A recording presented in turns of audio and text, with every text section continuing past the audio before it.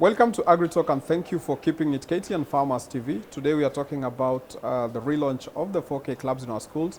And with me is Ann Nyaga, who is the Chief Administrative Secretary in the Ministry of Agriculture, Livestock, Fisheries and Cooperatives, and is also the champion of the 4K clubs, or the brains of the reintroduction of the 4K clubs in our school. Welcome to our studios today, Ann. Thank you, Philip. Tell us a little bit about the need for the reintroduction of the 4K clubs to our schools. Thank you, Philip. Actually, in 2016, we went around the country. We wanted to find out why the youth were not engaging in the agriculture sector. So we did consultations with the 47 counties, with youth in the 47 counties, also the county governments. We wanted to understand the factors that were hindering them from actively engaging in the agriculture sector. Various issues came up, actually 11 key strategic issues came up. Issues of negative perception towards agriculture, issues of inadequate financing, lack of mentorship, knowledge, information, and skills. So all these issues came up across from all these youth. And what we have done as government, and also even as we implement the food and nutrition pillar of the Big Four, and in the spirit of leaving no one behind, that is the children, the youth, and even as we take care of the senior in terms of age, that is in the farmer group. We then developed programs that are then responsive to these challenges. And that is what has brought about the revival and the remodeling of the 4K clubs, to be able to deal with the issue of attitude change amongst children. And then, of course, as they transition, this youth we can be able to have taken care of in terms of their engagement and their attitude towards agriculture.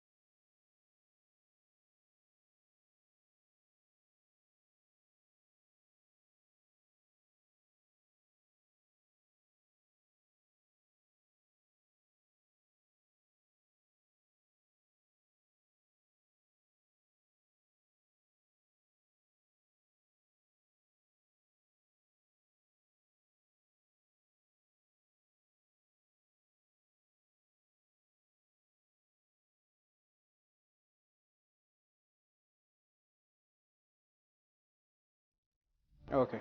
For those who have been following you for a while now, they've really known your passion for agriculture. So maybe they're wondering, where did this passion come from? And why do you think the reintroduction of this, of the 4K clubs in school will help kids also have the same passion as you have? You know, Philip, I am a product of mentorship. Even my background in terms of what I practiced in school or what I went through my education, I have a background in biomedical science and technology. But right now I find myself being in the agricultural sector for a very long time, since 2007. I've been in the agricultural sector, not from training, but mostly from learning and doing practically. When I was young, I was a member of the 4K clubs. And then I also, when I went to secondary school, I joined the Young Farmer Club. And then when I left school, by default, even though I had a degree in biomedical science and technology, I found myself still going back to the sector because it is something that I continuously did. It was always there. I had, you know, I had an anchor at every critical stage of my development. Back at home, I grew up in an agricultural setup. My parents would farm, I would watch my grandparents farm, and during school holidays, I would derive my pocket money from, you know, the farming activities. So that continuous nurturing is what has led me to, you know, even being able to settle in the agriculture sector. And I know the power of mentorship. I know the power of continuous exposure, especially when children are at a formative age. You can be able to really be able to, you know, guide them and be able to also use their critical thinking to also be able to help them develop further. So as a result of that continuous engagement, I've been in the sector, I found myself in the sector, because it was not something that was new to me. It was something that has always been there for me. Okay. What happened to these clubs so that they were dropped by schools? Actually, what happened is the activities started declining. I remember back in the 90s when you were in the school clubs, and these clubs would be used as a punishment tool. Some of us would be found making noise. You would be told, you know, go to the 4K club activity, the small plots, go weed, go water the plants. So we started associating that with a punishment too. Some of us, of course, we didn't end up hating the 4K club activity and subsequently any agricultural activity because we still had an anchor back at home. Okay. So even though I got punished through the club activities in school, I would go home and then still find the activity there for me. It would somehow earn me pocket money. I would get good things from doing some small work at the farm. My parents would reward me for that. So for me, I really didn't hate it that much. Okay. Somehow, even though I got punished for it, I would have a factor that would dilute that thought process back at home. Okay. But as a child, of course, my colleagues that never ended up in the sector because they would still get punished at home, at school.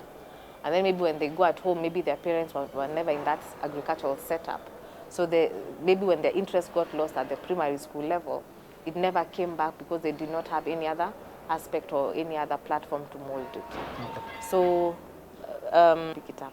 So the issue of us being able to have the activities at every critical stage is very important for nurturing.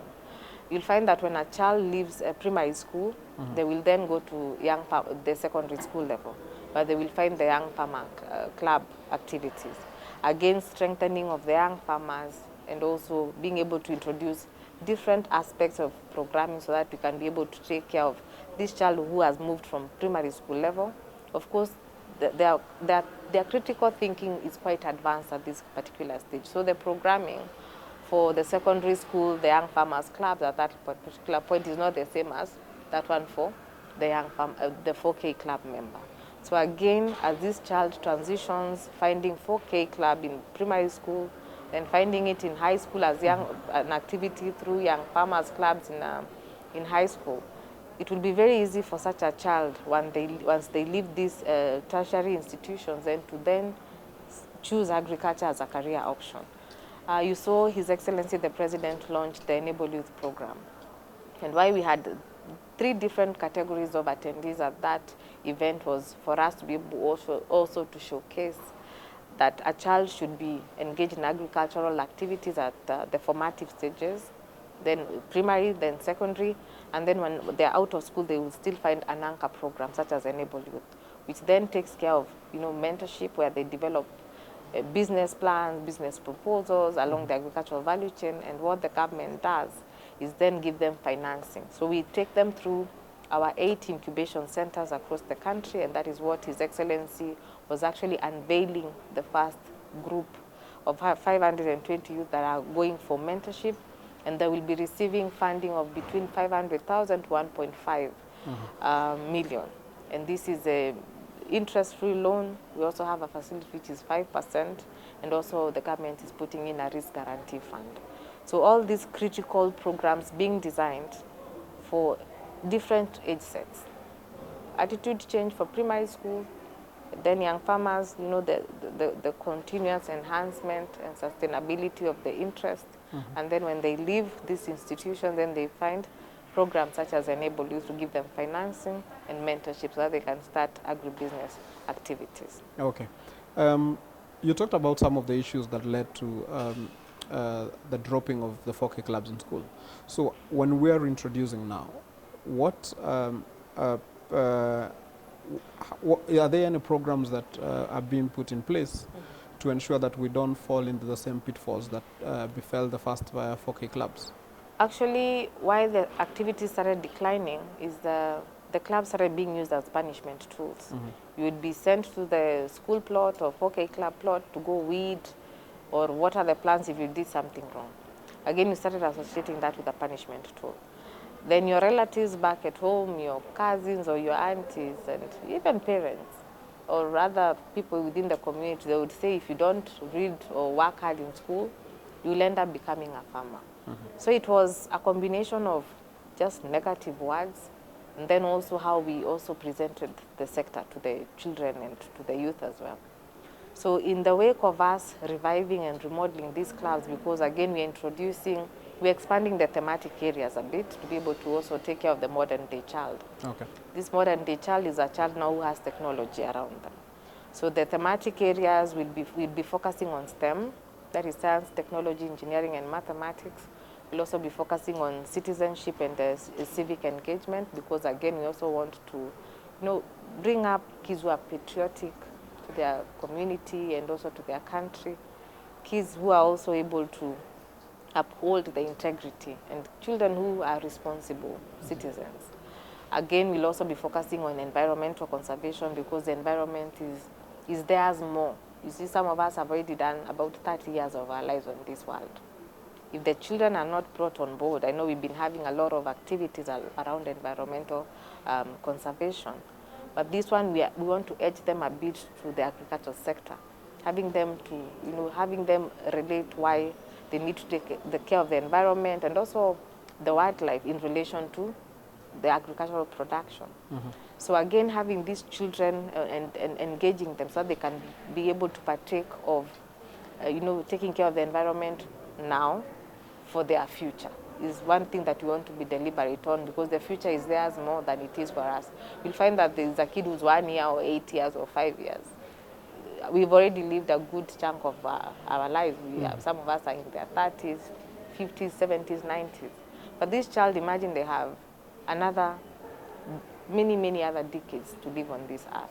So if we don't teach them how to take care of the environment now, to be able to partake of it now, to contribute now for their future and their future generations, I don't think we'll have done them much justice. So also being able to introduce them to what we know as adults right now. We know that it's critical to take care of the environment because of the issues such as climate change. Just giving them that challenge that we have, bringing them on board to also be part of the solution for their own future. These are some of the aspects that we also want to ensure that they're inculcated as we implement the activities. Okay. The other segment being health, living, and nutrition. Again, we also want to use these clubs to also help children to be able to observe healthy diet and also, calculated nutritional options. Since from production, once they're able to produce within the school clubs, the same knowledge they're able to get it from the school clubs and also take it home. And then again, you also had His Excellency say that Some of these proceeds, they should form part of the school feeding program, where the head teachers are actually told, before you buy from externally, also use, buy the proceeds from the club members. So that also gives them a reward. So they also consume and they also make money out of it. And some of these practices, they're then able to also, practice them back at home, because we are saying 4K clubs are not only for the school setup again. We are also transitioning them to communities where during their free time, they're in the community level where they play or where they go back home. We still expect them to also carry them some of these activities. But that cannot be done without the guidance of mentors, parents, volunteers, teachers, and so forth. The other thematic area, being the fifth one, is the agricultural projects, which cuts across crop production, livestock, and fisheries. So these kids can also engage in any activity from crop production. They can also rear small stock, pigs, rabbits, poultry, whatever, goats, whatever they feel themselves they want to engage in. They can also partake of modern technologies. Right now we have a lot of technologies. You may not really have the land itself to plant, but these technologies, we have hydroponics. We also have systems on where you can grow things on, plants on walls or crops on walls. So just introducing them to these realities, getting them to do these realities by themselves, using their own hands, what we call learning by doing, is what we want really to, ensure that they are privy to some of these platforms. And again, not only having them, practice them practically, but also inculcating that, as a culture moving forward. So some of these, the thematic areas, we are saying that we are not confining a child to any thematic areas. Okay. Actually, even what we even encouraging is let the children choose the club activity themselves.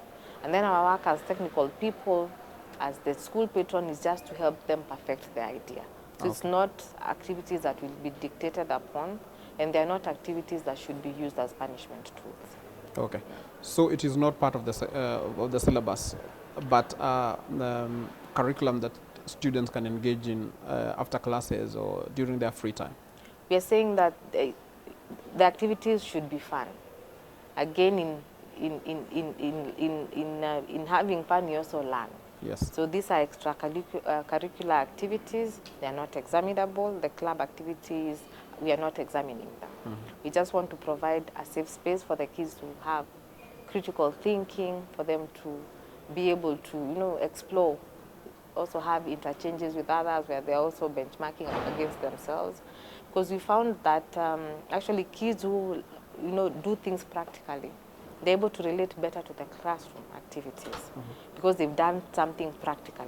And that, with that knowledge, even when they go to the classroom, they're able to get these things better. We are also saying that with now the introduction of the CBC is actually going to enhance, that kind of practical learning, and then them being able to relate to the real life situations that we have. Okay. When you talk to a child about the desert locust, you may want them to, introduce that to them when they are young, so that when they become of age in their lifetime, they will not start panicking of having what we had here in the country. Those kind of attacks, not knowing where to start, something that may then have sounded, foreign. But just that knowledge of introducing them to the realities that we have as a country or as a sector, it gives them confidence, it makes them more prepared for the future. Okay.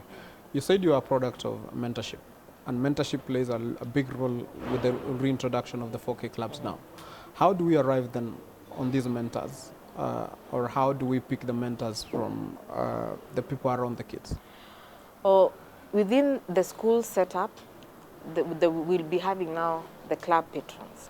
Again, in the school institution, the head of that institution is the head teacher. Again, we expect the head teacher to give the support to these club patrons. Again, there's a criteria and a guideline to who should be the club patron. But it should be amongst the teacher, and also what we're encouraging is this patron be someone who, also has that as a passion, because then it flows seamlessly. That knowledge transfer, because it's something they like doing. Everyone in a child's life, or anyone interacting with a child, as long as they mean to use their interaction with the child for positive engagement and not for the negativity bit of it, then becomes an automatic mentor to this child.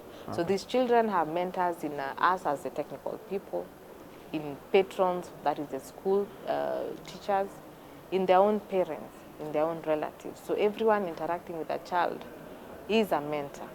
So we, of course, through the manual that we have developed, that is a 4K club guides manual, that is then able to take everyone through the technical bit of the characteristics of the clubs, how they are formed, how meetings are conducted. You start with a word of prayer, then you constitute the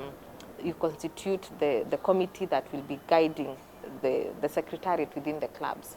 So there'll be a chairperson, there's a vice chairperson, of course, observing gender, there's a treasurer, and also introducing those kids to such structures. Again, we have documented that in the manual, the kind of activities, the thematic areas. So that manual will be able to form the basis of what they need to be able to engage in. So it should be able to offer them the technical support, and then also offer them the mentorship aspect. There's also our 4K Club website that we've developed, which we've also populated with all these materials. Also, the merchandise that we have developed, should we be able to, for the branding aspect, as you saw, we have various categories that have their own branding. So basically, all those tools are there to be able to guide the revival of these clubs and also the operations of the clubs. Okay. Still talking about the mentorship. I remember when we were growing up, the president then, President Moi, used to be all over the place promoting farming. And they used to call him Kulima number one. So in this reintroduction of the 4K clubs, do we have a national mentor that these kids will be looking up to, the way we used to look at the president when he's going to all these ASK shows and launching them and telling kids how fun farming was? Actually, we do have a mentor nationally now. His Excellency the President is the patron to all the 4K clubs in the country. And I think he has done it very well, because being a patron and also giving us the policy direction, where we have kids at the forefront of the implementation of the food and nutrition security pillar, just bringing them on board to be able to make a contribution, even as they learn, is one critical aspect of having a national mentor. And I would say that the President has done that really, really well. Even as now we move towards the implementation, where now a presidential award scheme has been developed, to be able to still appeal to the children, so that the best children, as I mentioned, you'll find that some of these kids, some of them are not the very best in the classrooms.